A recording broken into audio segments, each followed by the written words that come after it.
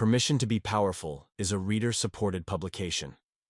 To receive new posts and support my work, consider becoming a free or paid subscriber.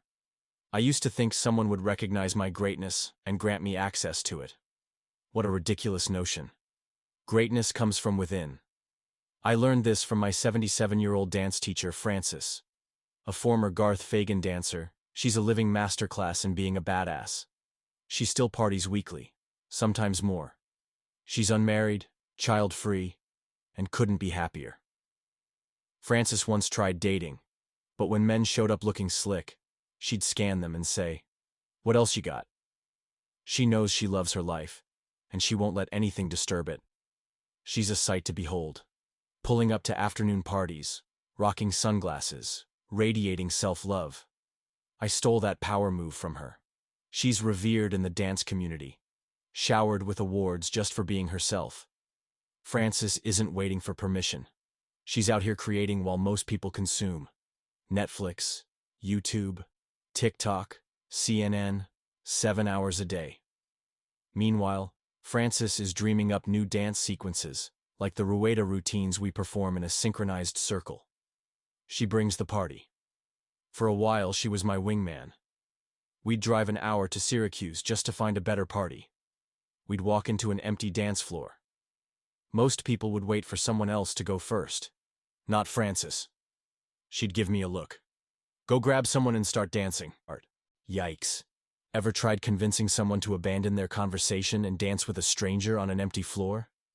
It's brutal. I hesitated. My voice jumped an octave from nerves. I looked back at Frances. She was already grabbing a guy, shaking her head at me. So I found someone. An older mom, nervous but willing. I led the first dance of the night. And just like that, the party began. Some people lead, most follow.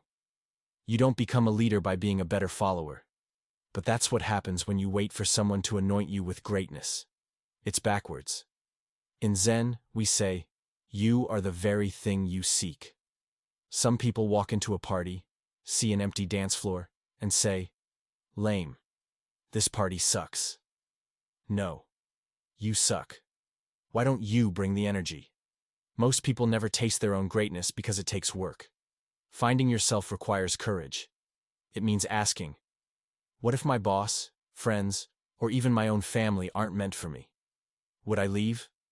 Or stay? Would I do what it takes to live in alignment with my core values? Your task is simple. Find yourself. Meet yourself. Own yourself. Double down on you. Self-leadership means loving yourself so deeply you don't need others to tell you you're great. If you reject yourself, the world will reject you. Cut that shit out. Be the person you already are. Own it. Live it. Again and again and again. Some people will think I'm crazy for saying self-love might require walking away from your own family.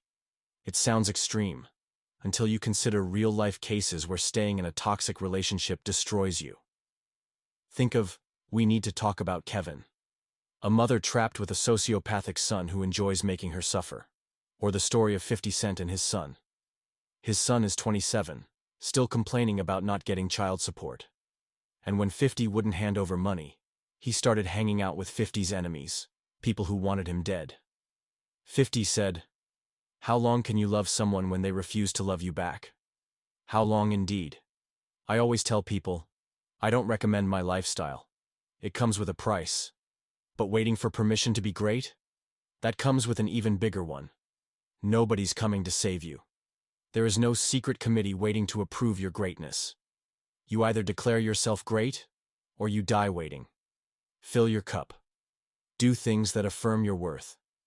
If you've spent your life living the opposite way, you might be low on reserves. But here's the thing.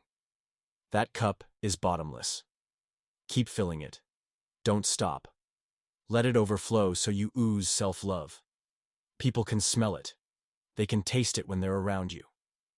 I just finished a 7-day silent meditation retreat. I told myself I'd wait until summer to do another. I signed up for March instead. I was fat. Now, I'm a runner. I've run more races in my 30s than I did as a varsity athlete. I've gone to hundreds of salsa parties, danced with thousands of women. Now I'm this freak of nature out in the wild, and nobody understands how I became this way. Simple. Repetition is the mother of all skill. We've been domesticated, tamed, taught to wait, for permission, for the right moment, for someone else to go first. Fuck that. Find your greatness. Own it. Bring the party. The world is waiting. Until next time, Anton Dancer, writer, Buddhist Permission to be Powerful, is a reader-supported publication.